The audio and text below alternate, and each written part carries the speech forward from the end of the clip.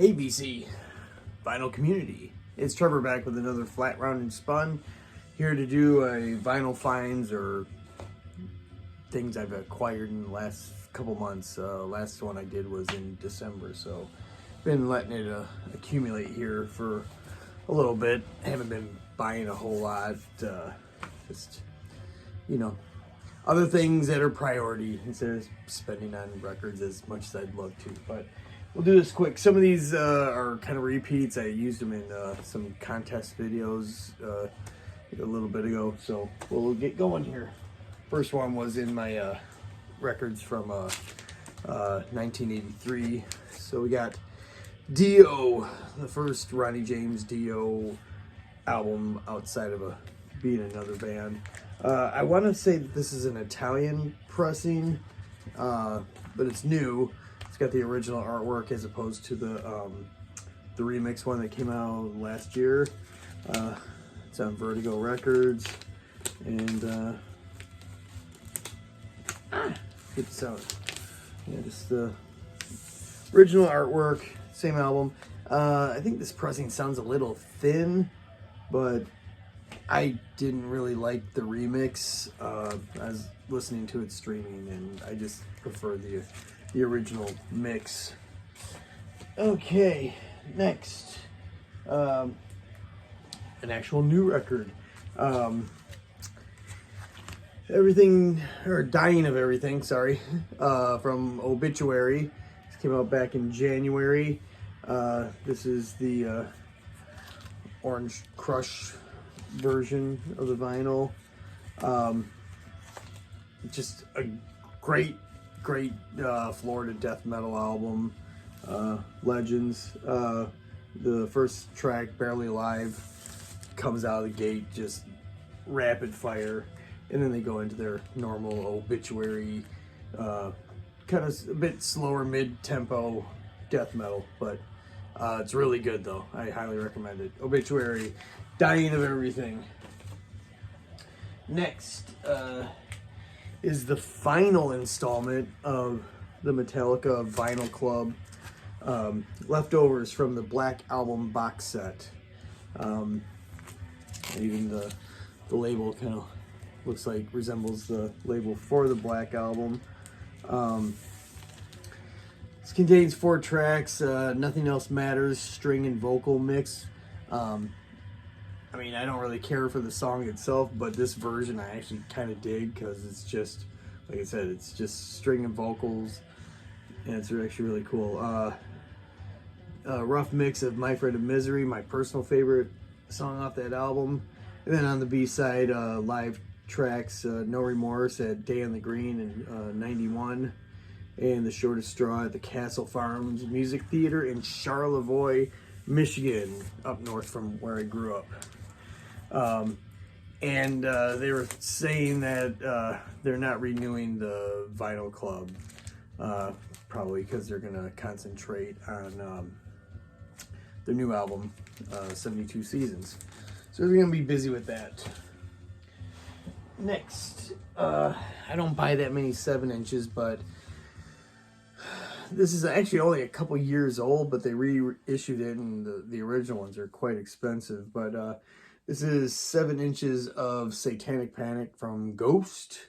2 tracks on it, Kiss the Go-Goat and Mariana Cross. That Mariana Cross got kind of popular on TikTok, and that's how my daughter Grace, who you've seen in several of my videos, she discovered them through TikTok, and she was asking me, Dad, do you know about this Ghost band?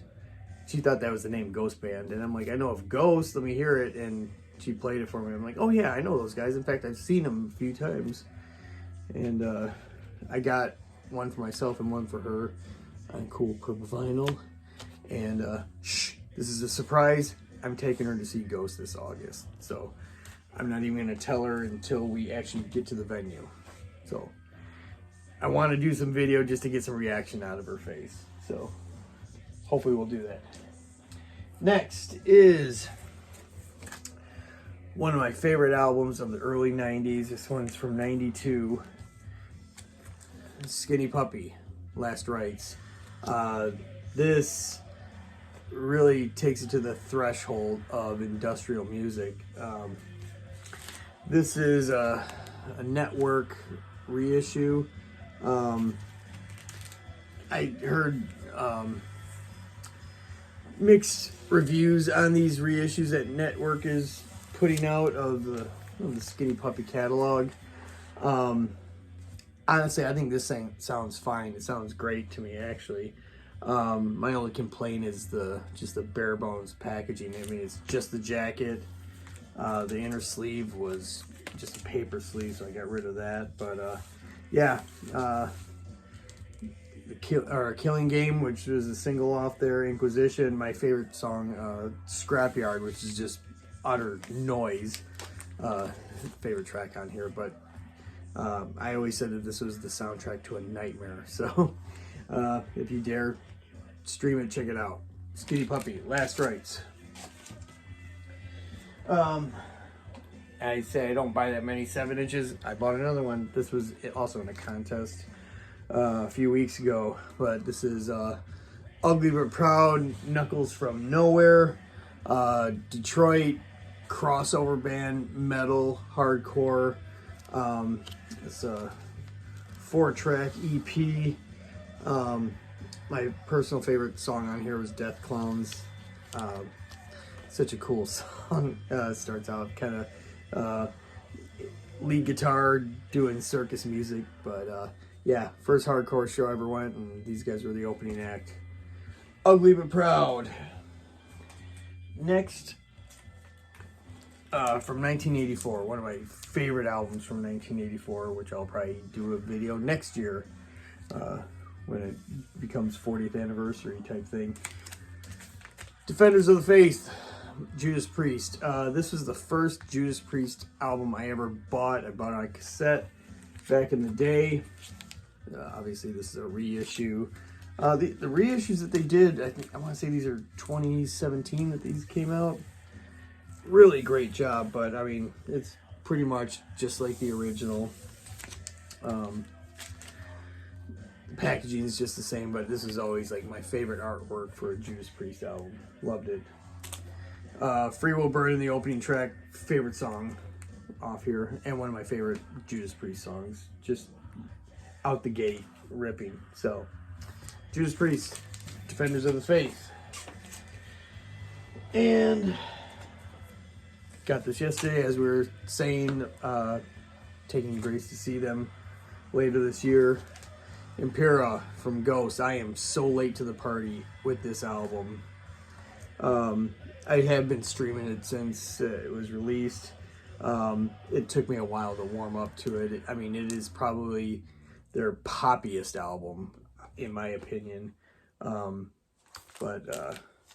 know, I'm sure if you're into Ghost, you've seen all the unboxing and showing off the artwork. There's I think a 24, 26 page booklet in here, all the lyrics and stuff. And so instead of just a sleeve with all the lyrics, they have a book with all this cool artwork in there. And I really do like this artwork where it's a play off of the Aleister Crowley photo. So Ghost, Impera, looking forward to seeing them in August with special guest Amon Amarth. I don't know if Grace is going to like them or not, but hey, it's melodic death metal from Sweden with a Viking theme to it. Should be cool. And finally, what I got earlier today to add to my AC/DC collection, If You Want Blood, You Got It. Even though that song is on the next album, but their first live album. I've always loved this cover. I always thought that looked so cool. I mean, it looks pretty real with the kind of blurredness on it, and on the back, that's where it kind of looks kind of fake, but it's a great record. It's a classic record. I was discussing with someone on Facebook earlier that I really wish that this was a double album instead of a single, and they had a full complete show, because I really doubt that their show was 45 minutes unless they got this from like an opening slot. But yeah, I'm almost done with my Bon Scott era AC/DC collection, all I need is 74 Jailbreak. And that's a little harder to find than all the other ones. And then I'm going to continue doing the Brian Johnson stuff because all I have is Power Up. So, AC/DC, if you want blood. And that is it for my, I guess we'll call it the first quarter of the year of my new inclusions in my collection. So, hope you enjoyed it. Hope you weren't bored. And I'm glad my dogs were not barking. I think they're all tuckered out today. So, anyway, good to talk to you all. And we'll talk to you later. See ya!